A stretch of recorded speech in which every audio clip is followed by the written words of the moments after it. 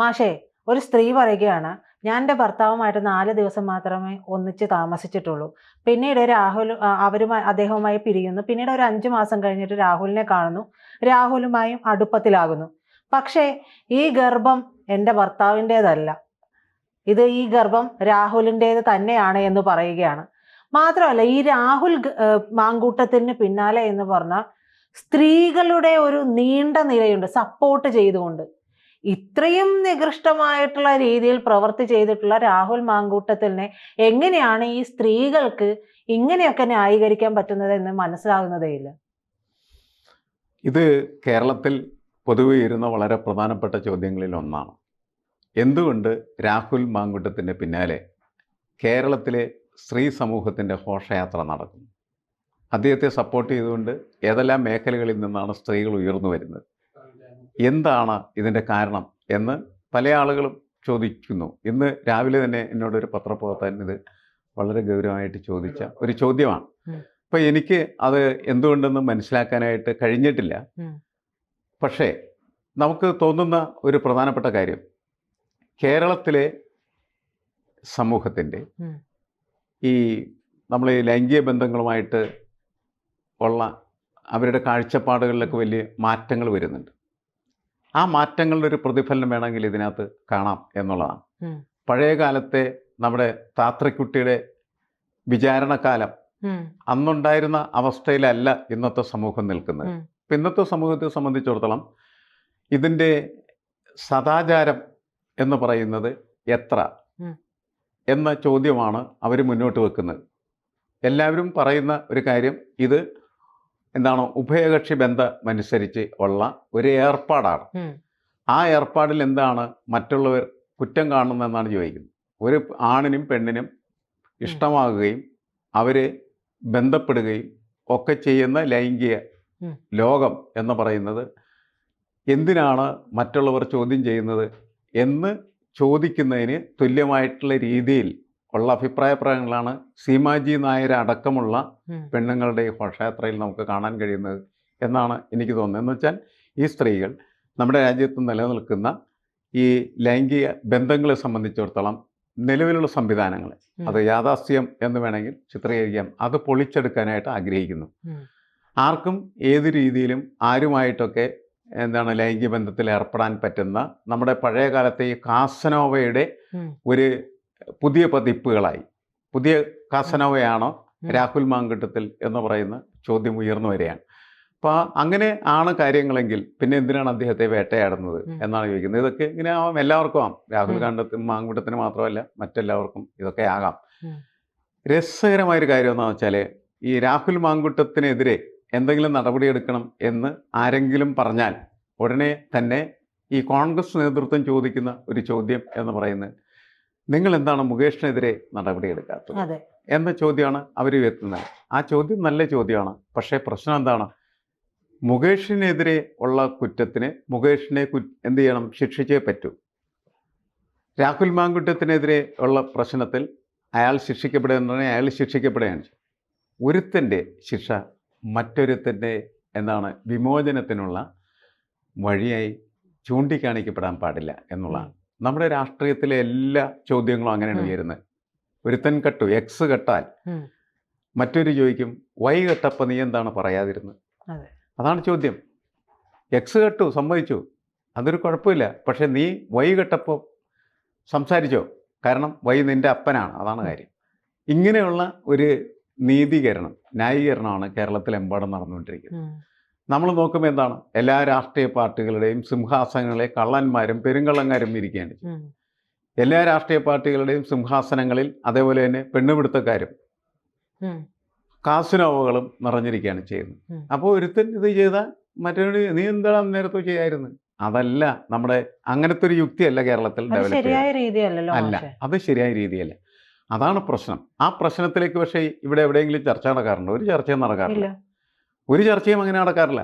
ഇവരങ്ങോട്ടും ഇങ്ങോട്ടും പരസ്പരം ആരോപണങ്ങൾ, പ്രത്യാരോപണങ്ങൾ ഉന്നയിച്ച് കേരള സമൂഹത്തെ പറ്റിച്ചുകൊണ്ടിരിക്കുകയാണ് ചെയ്യുന്നത്. രണ്ടു കൂട്ടരും കള്ളന്മാർ, ചതിയന്മാർ, പോക്രികൾ എന്നൊക്കെ വിശേഷിപ്പിക്കാവുന്ന തരത്തിലേക്ക് പല പ്രവർത്തനങ്ങളും നടക്കുന്നവരുടെ കൂട്ടം. എല്ലാ ആളുകളും ഒന്നും ചെയ്യുന്നില്ല. ആകെ ചിലപ്പോൾ 2-3 പേരായിരിക്കും ഓരോ പാർട്ടിയിലും ഇത്തരത്തിൽ മോശമായിട്ടുള്ള കാര്യങ്ങൾ ചെയ്യുന്നത്. ആ പാർട്ടികൾ തിരിച്ചറിയേണ്ട ഒരു കാര്യം എന്ന് വെച്ചാൽ ഈ 2-3 പേർക്ക് വേണ്ടി എന്തിന് ആ പാർട്ടിയും അതേപോലെ തന്നെ ആ പാർട്ടി നിലനിൽക്കുന്ന സമൂഹത്തിൻ്റെ മൂല്യങ്ങളെ നശിപ്പിക്കണം. ഈ ചോദ്യമാണ് കേരളം യഥാർത്ഥത്തിൽ വളരെ പ്രാധാന്യത്തോടെ ചോദിക്കേണ്ടത്. ഒരാൾ കള്ളനാണെങ്കിൽ അവൻ കള്ളനായിട്ട് തന്നെ വിടുകയും അവനെ എവിടെയാണ് വിടേണ്ടത്, അവനെ ജയിലിൽ വിടുക എന്ന് പറയാനായിട്ടുള്ള ശേഷി എല്ലാ രാഷ്ട്രീയ പാർട്ടികൾക്കും ഉണ്ടാകേണ്ടത് ആവശ്യമാണ്. അപ്പോൾ പക്ഷേ അഴിമതിയുടെ കാര്യത്തിൽ അങ്ങനത്തെ ഒരു സമീപനമാണ്. അതെ അതേപോലെ തന്നെയാണ് സ്ത്രീ വിഷയങ്ങളിലെ തുറന്ന സമീപനം വേണമെങ്കിൽ നിങ്ങളെല്ലാവരും കൂടി തീരുമാനിച്ച് തുറന്ന സമീപനം നടത്തുക. അത് വേണ്ട എന്നുണ്ടെങ്കിൽ വേണ്ടെന്ന് തീരുമാനിക്കുക. തുറന്ന സമീപനം എന്ന് പറഞ്ഞാൽ ഇപ്പോൾ ഈ തുടക്കത്തിൽ പറഞ്ഞ പോലെ വിവാഹിതയായി കുറച്ച് ദിവസമൊക്കെ താമസിച്ചു, അത് കഴിഞ്ഞിട്ട് വേറെ ആൾക്കാരുടെ കൂടെ ജീവിക്കുന്നു, അങ്ങനെ പല തരത്തിലുള്ള പ്രക്രിയകളിലേക്ക് ഏർപ്പെടുന്നു. വിവാഹബന്ധത്തിനും കുടുംബബന്ധത്തിനും ഒന്നും ഒരു പ്രസക്തിയും ഇല്ല എന്ന് തീരുമാനിക്കുക. ഇഷ്ടമുള്ളവരുടെ കൂടെ ജീവിക്കാം. അങ്ങനെയൊക്കെയുള്ള സമൂഹമായി കേരളം മാറേണ്ടതുണ്ടോ എന്ന് തീരുമാനിക്കേണ്ടത് ഇവർ തന്നെയാണ്. ഈ രാഷ്ട്രീയ നേതൃത്വം തന്നെയാണ് തീരുമാനിക്കേണ്ടത്. അങ്ങനെ മാറണം എന്നവരൊക്കെ തീരുമാനിച്ച് ഈ പ്രശ്നങ്ങൾ അതോടെ അവസാനിച്ചു. പക്ഷെ ഒരിക്കലും അങ്ങനെ തീരുമാനിക്കുകയില്ല. മറിച്ച് ഈ ഒരു രാഷ്ട്രീയ പദവി കൊണ്ട് എന്തെല്ലാം നേടാമോ, എന്തെല്ലാം ചെളികളിൽ ചവിട്ടാമോ അതെല്ലാം ചവിട്ടിക്കൊണ്ടാണ് പോകുന്നത്. ഇപ്പം ഈ സ്ത്രീകളുടെ കാര്യം പറയുമ്പോൾ ഈ സ്ത്രീകൾ പലപ്പോഴും നമ്മൾ ഒരു സ്ത്രീക്ക് തുണയാൻ നിൽക്കേണ്ടത് ഒരു സ്ത്രീയാണ്.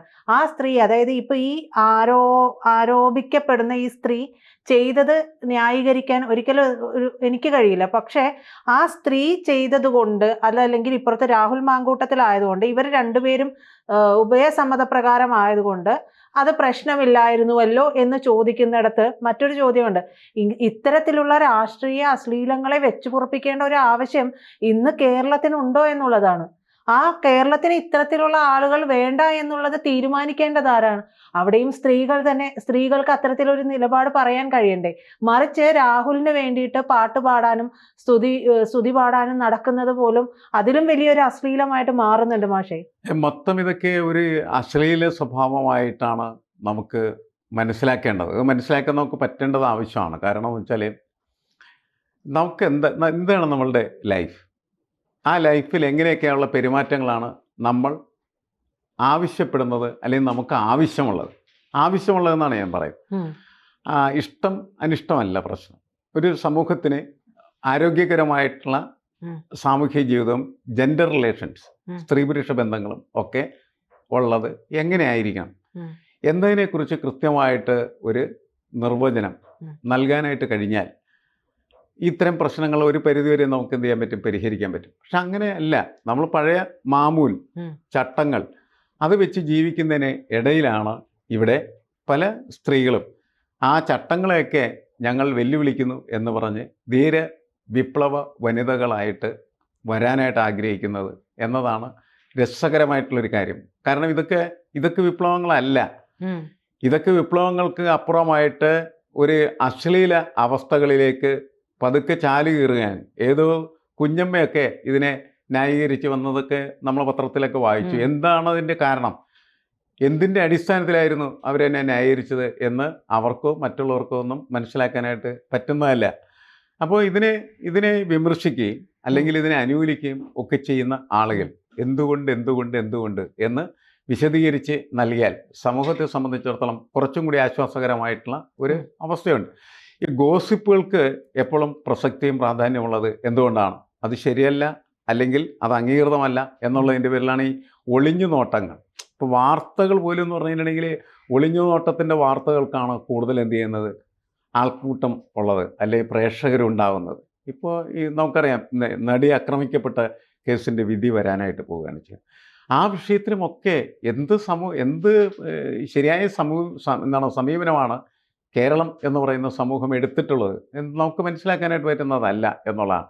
അതായത് സ്ത്രീകളുടെ സ്വാതന്ത്ര്യത്തിനും അവരുടെ നീതിബോധത്തിനും പരിക്കില്ലാത്ത തരത്തിൽ ജീവിക്കാൻ പറ്റുന്ന ഒരു സാമൂഹ്യ ക്രമം നമുക്ക് വേണ്ടതല്ലേ എന്ന് ചോദിക്കുന്ന സമയത്ത് നമുക്കിപ്പോൾ സ്ത്രീവാദത്തിന് വേണ്ടി വരുന്ന സ്ത്രീകളുടെ ഘോഷയാത്ര, അതുപോലെ തന്നെ പുരുഷന്മാർക്ക് വേണ്ടി വാദിക്കുന്ന വേറെ പുരുഷ സംഘടനകൾ വരും.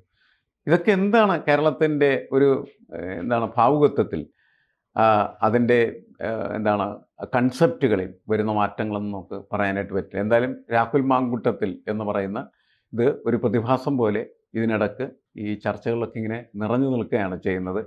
താല്പര്യം അതിനകത്ത് രാഷ്ട്രീയമുള്ളതുകൊണ്ട് ഓരോ രാഷ്ട്രീയ പാർട്ടികൾക്കും അവരുടേതായിട്ടുള്ള താല്പര്യങ്ങളുണ്ടാകുന്നു എന്നല്ലാണ്ട് ഈ വിഷയം എങ്ങനെ നല്ല രീതിയിൽ ശരിയായിട്ടുള്ള രീതിയിൽ കൈകാര്യം ചെയ്യാം എന്നിവരാരും ആലോചിക്കുന്നില്ല എന്നുള്ളത് വലിയ പ്രശ്നമാണ്. രാഷ്ട്രീയ നേട്ടമാണ് ഓരോരുത്തർക്കും വേണ്ടത്.